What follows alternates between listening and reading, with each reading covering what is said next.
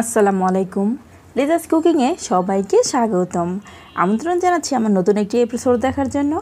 আজকে আমি তৈরি করব দোকানের মতো পারফেক্ট কুচো নিমকি রেসিপি। আশা করি আমার আজকের রেসিপিটি আপনাদের কাছে ভীষণ ভালো লাগবে। আর ভালো লাগলে আমার চ্যানেলটি সাবস্ক্রাইব করে ফ্রেন্ডস অ্যান্ড ফ্যামিলির সাথে শেয়ার করবেন। আর পাশে থাকা বেল বাটনে ক্লিক করে রাখবেন আমার পরবর্তী ভিডিও নোটিফিকেশন পাওয়ার জন্য। আর ভিডিওটি দেখা শুরু করার আগে অবশ্যই একটি লাইক দিয়ে তারপর দেখা শুরু করবেন। তো এর জন্য আমি একটি মিক্সিং বল নিয়েছি আর এখানে নিয়ে নিচ্ছি 1 কাপ পরিমাণ ময়দা। আর এই ময়দার মধ্যে দিয়ে দিচ্ছি হাফ চা চামচ পরিমাণ লবণ, দিয়ে দিচ্ছি 1 চা চামচ পরিমাণ কালো জিরা, অ্যাড করে দিচ্ছি 1 টেবিল চামচ পরিমাণ চিনি। এবার এই শুকনো উপকরণগুলোকে একটি হ্যান্ড উইচ দিয়ে খুব ভালো করে মিক্স করে নিচ্ছি। এতে করে কি হবে, এই ময়দার সঙ্গে এই সব উপকরণগুলো খুব ভালোভাবে মিশে যাবে। আর অবশ্যই কিন্তু এভাবে একটু মিক্স করে নেবেন। মিক্স করে নেওয়ার পর এবার এখানে অ্যাড করে দিচ্ছি 1 টেবিল চামচ পরিমাণ রান্নার তেল। তেলটাকে দিয়ে খুব ভালো করে মিক্স করে নিতে হবে। আর এই কাজটা কিন্তু অবশ্যই হাত দিয়ে করতে হবে। হাত দিয়ে একটু ঘষে ঘষে ময়দার সঙ্গে এই তেলটাকে মিক্স করে নিতে হবে। আর এই ময়দার সঙ্গে এই তেলটা ময়ান দেওয়া পারফেক্ট হয়েছে কিনা সেটা বোঝার জন্য এভাবে কিছু ময়দা নিয়ে মুট করলে শক্ত হয়ে যাবে, আবার চাপ দিলেই ভেঙে যাবে। তখনই বুঝতে হবে ময়দার সঙ্গে তেলটা ময়ান দেওয়া একদম পারফেক্ট হয়েছে। এবার এখানে দিয়ে দিচ্ছি নর্মাল তাপমাত্রার পানি। আর এই পানিটা দিয়ে আমরা একটি ডো তৈরি করে নেব। আর এই পানিগুলো কিন্তু একবারে দেওয়া যাবে না, একটু একটু করে দিয়ে একটি শক্ত ডো তৈরি করে নিতে হবে। আমার ডোটা কিন্তু তৈরি করে নেওয়া হয়ে গেছে। আর এই ডোটাকে আমি একটু শক্ত করেই তৈরি করে নিয়েছি। আর এই ডোটা কিন্তু একদমই নরম করা যাবে না, তাহলে কিন্তু নিমকিগুলো একদমই ভালো হবে না। এবার এই ডোটাকে রেস্টে রেখে দিচ্ছি 30 মিনিটের জন্য। ফিরে আসছি 30 মিনিট পর। 30 মিনিট পর ঢাকনা খুলে আমি আবারও একটু মুথে নিচ্ছি। আর এর মধ্যেই ডোটা কিন্তু একদম পারফেক্টভাবে সেট হয়ে গিয়েছে। এবার এই ডোটাকে আমি দুটি ভাগে ভাগ করে নিচ্ছি। এভাবে 2 ভাগে ভাগ করেই আমি এই নিমকিগুলোকে তৈরি করে নেব। এবার এটাকে আমি লেচি কেটে নিচ্ছি। লেচি কেটে নিয়ে এরকমভাবে রুটির মতো করে গোলাকার করে শেপ দিয়ে নিচ্ছি।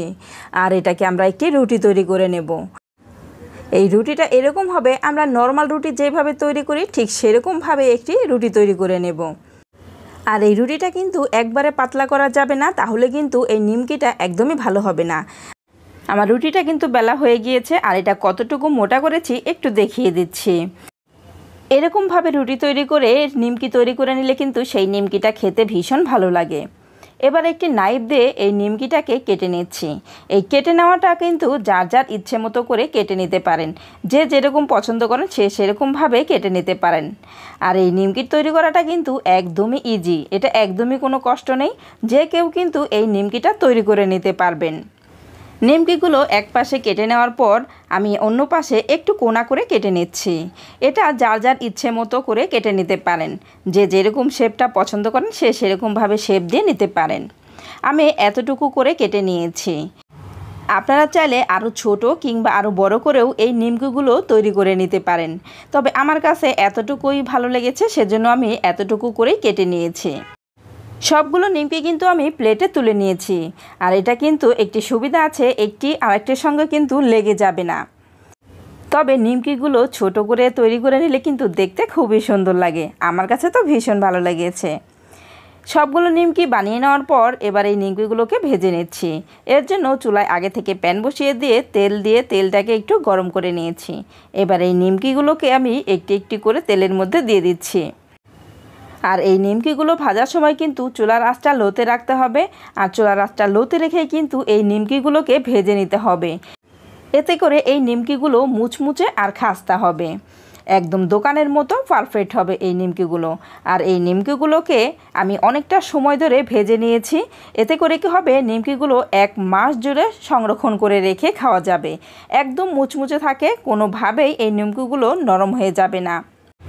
এই নিমকিগুলো অনেকটা সময় নিয়ে ভেজে নেওয়ার পর যখন এরকম কালার চলে আসবে, ঠিক সেই পর্যায়ে নিমকিগুলোকে তেল থেকে তুলে নিতে হবে।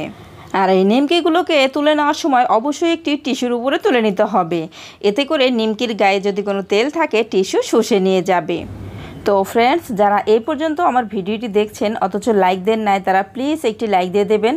আর যারা এখনও আমার চ্যানেলটি সাবস্ক্রাইব করেন নাই, তারা প্লিজ আমার চ্যানেলটি সাবস্ক্রাইব করে দেবেন। নিমকিগুলো কিন্তু তেল থেকে তুলে নিয়েছি। আর এই নিমকিগুলো ভাজার সঙ্গে সঙ্গে কিন্তু খাওয়া যাবে না, এগুলোকে একটু সময় রেখে দিতে হবে, এতে করে এগুলো ঠান্ডা হয়ে যাবে। ঠান্ডা হয়ে গেলে কিন্তু এগুলো একদম মুচমুচে হবে। সেমভাবে আমি সবগুলো নিমকিই কিন্তু ভেজে নিয়েছি। এবার এই নিমকিগুলোকে সার্ভ করে দেখিয়ে দিচ্ছি। তো ফ্রেন্ডস, আমার আজকের রেসিপিটি আপনাদের কাছে কেমন লেগেছে অবশ্যই আমাকে কমেন্ট করে জানাবেন। আর যারা একেবারে নতুন রাঁধুনি, আশা করি আমার আজকের রেসিপিটি তাদের কাজে আসবে। আর যারা একবারও এইভাবে নিমকি তৈরি করে খেয়ে দেখেন নাই, তারা একবার হলেও এভাবে নিমকি তৈরি করে খেয়ে দেখবেন। আমার বিশ্বাস আপনাদের কাছে ভীষণ ভালো লাগবে। তো আজ এই পর্যন্তই, পরবর্তী পর্বে আবার দেখা হবে। সবাই ভালো থাকবেন। আল্লাহ হাফেজ।